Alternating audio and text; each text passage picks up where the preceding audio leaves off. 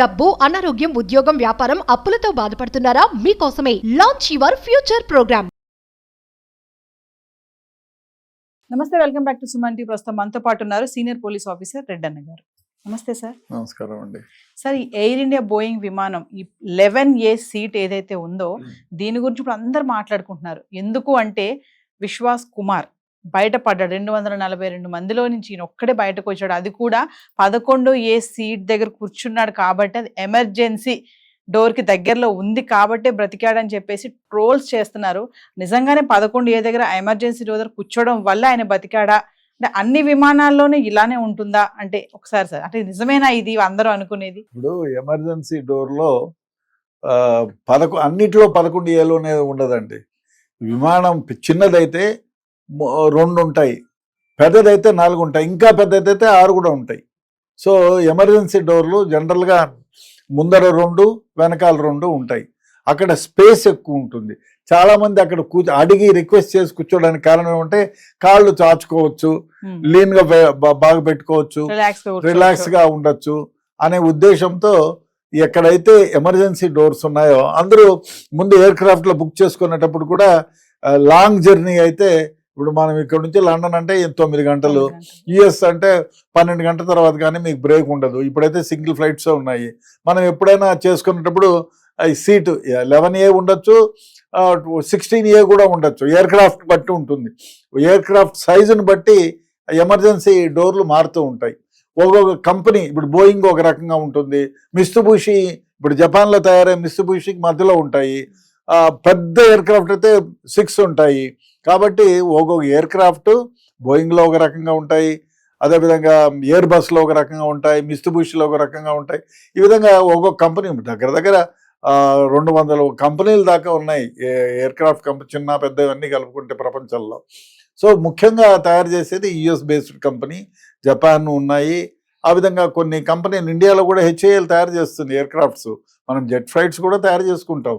అంటే ఒక్కొక్క దానికి ఒక్కొక్క ప్యాసింజర్ ఎయిర్ క్రాఫ్ట్స్లో ఒక ఎమర్జెన్సీ డోర్లు, ఎమర్జెన్సీలు ఏమైనా జరిగితే సముద్రంలో పడిపోయేటప్పుడు ఎట్లా అంటావు, అందుకనే మనకు చెప్తారు ఫ్లైట్లో కూర్చోగానే ముందర 2 ఉంటాయి. అందుకనే దాన్ని ఎక్స్ప్లెయిన్ చేస్తారు, దీన్ని నువ్వు లాగాలంటే ఎట్లా గట్టిగా లాగాలా అవన్నీ చెప్తారు. ఎయిర్ మాస్క్ కిందికి వస్తుంది, ఇవన్నీ యాక్షన్ చేసి చూపిస్తారు. ఎందుకంటే ఎమర్జెన్సీ ఎప్పుడైనా ఏర్పడుతుందేమో అనే ఉద్దేశంతో చెప్తారు. దాంట్లోనే 11A ఉంటుందని లేదు, 11A ఉండొచ్చు, 16A కూడా ఉండొచ్చు. కాకపోతే ఈయన బతకడానికి కారణం ఏమిటా అని, ఆ సీటు ఇప్పుడు 2 పక్కల ఉంటుంది కదా. 11Aకు ఉన్నట్టే ABCDEFGH ఉంటే 11GHలో ఉండేవాడు కూడా బతకాలి కదా, ఆ సైడ్ ఉంటుంది. 2 పక్కల ఉంటాయి ఎమర్జెన్సీ ద్వారాలు. మరి ఆ పక్క ఉండేవాడు బతకలేదు కదా. ఒకటి ఈయన తగిలిన దగ్గర ఆ సీట్తో పాటు లేసి వచ్చింది, బయటకు వచ్చి సీట్ పైకి ఎగిరి కింద పడింది. సో సీటే వచ్చి పడింది కాబట్టి ఆ సీట్లోనే పడ్డాడు కాబట్టి ఆయన బతికి బయటపడ్డాడు. భగవంతుడు దయా, ఆయన అదృష్టం, అంతకు మించి ఏం లేదు. ఎందుకంటే సార్ మిందా చెప్పారు ఒక వీడియోలో 1,25,000 లీటర్ల ఫ్యూయల్ అంటుకుపోయింది అక్కడ, అంటే బ్లాస్ట్ అయిపోయింది కదా. అంత బ్లాస్ట్ లో కూడా ఇతను బతికాడు అంటే అందరు అందుకే హల్చల్ చేస్తున్నారు, ఇది 11A సీట్ వల్లే అనేసి. అందుకే అంటే అందరు ట్రోల్స్ కూడా ఇప్పుడు అట్లా ఆ విధంగా అయితే ఆ ఎయిర్ క్రాఫ్ట్ లో 4 ఉంటాయి కదా ఎమర్జెన్సీ డోర్లు, 4 బ్రతకాలి కదా. అయితే డోర్ కి ఈ సైడ్ ఉంటుంది. ఇప్పుడు ఒక డోర్ కి ముందు 11Aకి ముందు 10A కూడా ఉంటుంది కదా. 10A కూడా డోర్ పక్కనే కదా. ఇప్పుడు 10 తర్వాత 11, A1 2 3 ABCDEFGH అని ఉంటుంది.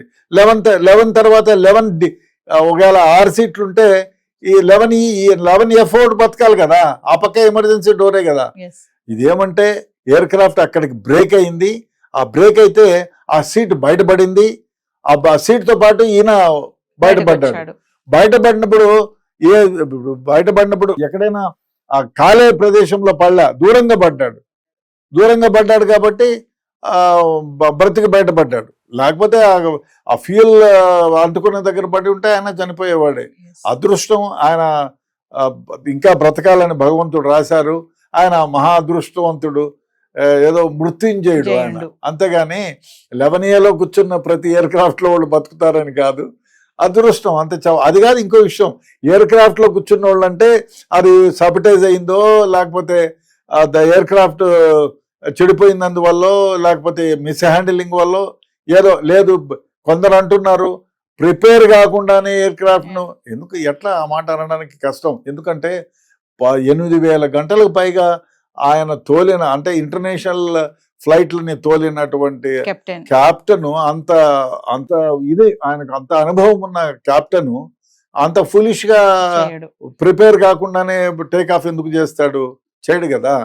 డెఫినెట్ గా ఆయన ఆ విధంగా ఉండిండడు. ఎందుకంటే కొన్ని వేల గంటలు ఇతర దేశాలతో ప్రయాణం జరిపినాడు, ఇంటర్నేషనల్ ఎయిర్ క్రాఫ్ట్ లో పోయినాడు, చేర్చినాడు. అది చాలా మంది అంటారు అందువల్లనే ప్రిపేర్ కాకుండానే ఇచ్చేసినాడని. కొందరేమంటారు ఫ్లాప్స్ సరిగా పనిచేయవు. ఈ విషయం ఏమిటంటే ఇంజన్ కి, ఫ్లాప్స్ కి, టేక్ ఆఫ్ కి ఇవన్నీ కూడా ఈక్వల్ గా ఆటోమేటిక్ గా పనిచేసే నియంత్రణ ఉంటుంది. అది ఆటోమేటిక్ నియంత్రణ పనిచేయలేదా? అది ఎందుకు టేక్ ఆఫ్ కాలేదు? టేక్ ఆఫ్ లో అంత టేక్ ఆఫ్ అవుతూనే ఎందుకు గ్రౌండ్ అయింది? ఇంజిన్ ఫెయిల్ అయితే తప్ప. ఇప్పుడు ఒక హైట్కి పోగానే ఇంజిన్ ఆగిపోతే ఏమవుతుంది? మనం ఒకసారి ఎయిర్ క్రాఫ్ట్ లో పోతూ ఉంటాం, ఎయిర్ క్రాఫ్ట్ లో పోతూ ఉంటే మనం ఇంటర్నేషనల్ లో కానీ పోయేటప్పుడు ఎయిర్ బంప్స్ వస్తాయి. ఒకసారి విమానము పైనుంచి రాయేసి విసిరేస్తే కిందికి వచ్చినట్టు పడిపోయి చాలా సందర్భాల్లో జరిగింది. నేను ట్రావెల్ చేసేటప్పుడు కూడా 100 అడుగులు డ్రాప్ అయిపోతుంది. ఒకసారి మలేషియా నుంచి మెడ్రాస్కి వచ్చేటప్పుడు, ఇప్పుడు కాదు 20 ఏళ్ల క్రితం, ఎయిర్ బంప్స్ వర్షాలకి ఒకసారి 200 అడుగులు డ్రాప్ అయిన సందర్భాలు ఉన్నాయి. భయమైపోతుంది. అంటే ఎయిర్ గ్యాప్ వస్తే ఎయిర్ క్రాఫ్ట్ డౌన్ అయిపోతుంది, ఆటోమేటిక్ గా డౌన్ అవుతుంది, తర్వాత మళ్ళీ పుంజుకుంటుంది. సో ఆ ఎయిర్ బంపర్స్ వచ్చినప్పుడు ఎయిర్ క్రాఫ్ట్ డ్రాప్ అవుతూ ఉంటుంది. సో ఆ విధంగా కూడా జరుగుతుంది. సో అది ఎప్పుడు సర్టన్ 1000 ఫీట్స్ పైకి పోయిన తర్వాతనే ఎయిర్ బంప్స్ ఉంటాయి వర్షాకాలంలో పిడుగులు పడినప్పుడు. అది కానీ ఇది అసలు ఎత్తుకోనే లేదు. 600 అడుగులు, ఆఫ్టర్ ఆల్ 600 అడుగు ఇంకా మన వాతావరణంలో నుంచి కిందనే ఉంది. బట్ అది కాదు. అది బట్ డెఫినెట్ గా there is something wrong. Investigation చూడాలి, ఇన్వెస్టిగేషన్ లో ఏం జరిగింది అనేది. సో ఇది బోయింగ్ విమానాల్లోనే ఈ 11A అనే దగ్గర ఎమర్జెన్సీ డోర్ అనేది ఉంటుంది అంటారు, అంతే అన్ని విమానాల్లో కాదు? ఆ మోడల్లోనే ఉంటుంది. ఇప్పుడు సపోజ్ దీని కెపాసిటీ 737 డ్రీమ్ లైనర్ ఎయిర్లైన్ లో అదే ఉండొచ్చు.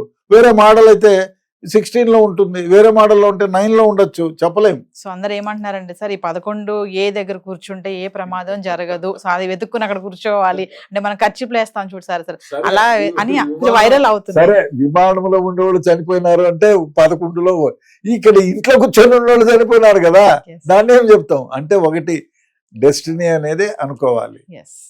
అదే అంతే కదా. ఇప్పుడు ఆయన బతికినాడు, సంతోషం. మన హాస్టల్లో భోజనానికి వచ్చిన వాళ్ళు, ఇంకో విషయం ఏమంటే ఇప్పుడు కొత్తగా చెప్తున్నారు, ఒక తల్లిదండ్రులు 2 వచ్చినారంట, 4 కలిపి వాళ్ళ పిల్లల్ని చూడడానికి. వాళ్ళు కూడా భోజనం రాండి డాడీ మా హాస్టల్లో భోజనం ఎట్టుందో అందరూ అంటాం. మన పిల్లలు ఉంటే భోజనం బాగాలేదు, చారు బాగాలేదు, రసం బాగాలేదు, అది బాగాలేదు, ఇది బాగాలేదు అంటా ఉంటారు. మీరు తిని చూడండి ఒక రోజు అంటారు మన పిల్లల్ని పోయినప్పుడు కూడా. అప్పుడు మనం కూడా పోతాం హాస్టల్లో తినడానికి, చూద్దామని. అట్లా పోయిన వాళ్ళు కూడా చనిపోయినారు. వాళ్ళు ఏం తప్పు చేసినారు? వాళ్ళు రాకుండా వదిలే పోరా మేము తినేసి వచ్చినాం, లేదు మేము బయట తింటాం మీరు అన్నా, లేదు మీరు కూడా పోదాం రండి బయట తింటాం, ఒక పూట అక్కడేం తింటారు బాగలేదు అంటున్నారు కదా, అట్లున్నా బ్రతికిపోయేవాళ్ళు. కాబట్టి ఇవన్నీ ఉట్టి మాటలండి. 11A దగ్గర బతుకుతారు, 16-4 దగ్గర బతికిపోతారు అనేది ఇదంతా ఒక ఏదో మాట వరుసకు చెప్పుకోవాల్సిందే. కానీ ఇప్పుడు ఎయిర్ క్రాఫ్ట్ లో అన్ని 4 దగ్గర ఉంటాయి ఎమర్జెన్సీ. దానికైతే డెఫినెట్ గా 4 దగ్గర ఉంటాయి. 4 దగ్గర ఉంటే 4 ఎమర్జెన్సీ డోర్ దగ్గర పోయిన వాళ్ళు బతకాలి కదా. ఇదంతా ఉట్టిది, ఆయన డెస్టినీ. ఆయన దాన్ని మించి మనం ఏ విధంగా బ్రతకాలనేది కూడా ఊహించలేము. ఎందుకంటే అన్ని మంది చనిపోయినారు, కింద పడినోళ్ళు కూడా, భోజనానికి వచ్చిన వాళ్ళు కూడా చనిపోయినారు. కాబట్టి అది భగవంతుని దయ అనుకోవచ్చు, మాయ అనుకోవచ్చు, లేదు ఆయన ఆయనకు బ్రతకడానికి ఇంకా భూమి పైన నూకలు ఉన్నాయి కాబట్టి బ్రతికినాడని చెప్పుకోవాలి. Thank you sir.